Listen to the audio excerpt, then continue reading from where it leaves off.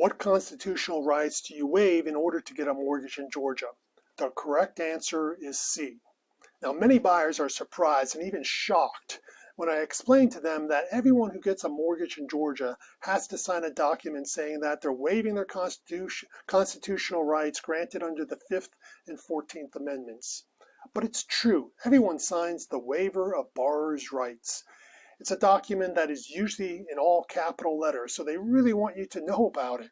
But just about every closing attorney flippantly gives the document to the buyer to sign while saying something like, "This just says no pay, no stay." Everyone chuckles, but no one ever reads or thinks about what they're signing off on. Not that you can refuse to sign or change anything, but I think it's important for everyone to be aware of what they're signing. Georgia is what they call a non-judicial foreclosure state. That means that they have a system of foreclosure that doesn't require them to take you to court to take your property away. You don't get any due process of law where you can tell your side of the story to the judge or a jury. You waive those rights up front, stating that you won't demand your due process rights under the 5th and 14th Amendments in the event of a foreclosure. In Georgia, the foreclosure process is pretty simple and quick. It only takes a few months. In a judicial foreclosure state like Florida, it can take years. In Florida, it's possible for people who haven't paid their mortgage for 3 years to basically live rent-free while their case is dragged through the court system. In Georgia, after you miss 3 mortgage payments, the bank can send you a certified letter saying that you're behind in your payments and you need to catch up.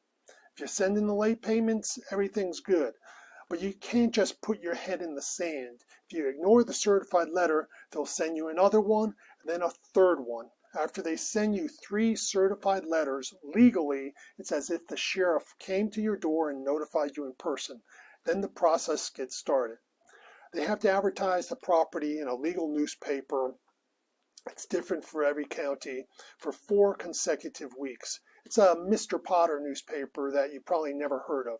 Remember the old bad banker in It's a Wonderful Life? Only lawyers and investors read it.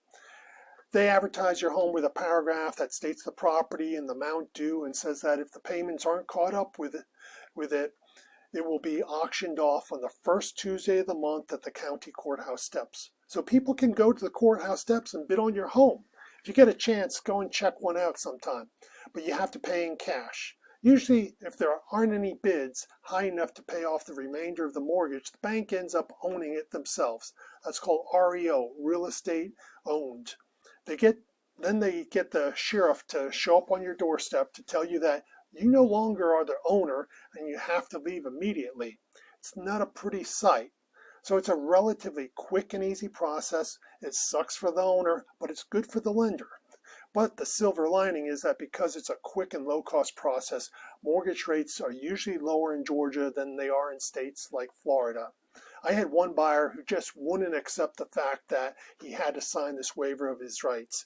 We waited as he called his loan officer. The closing attorney reminded him of the golden rule. He who has the gold makes the rules. You either sign and play by the rules or no gold for you.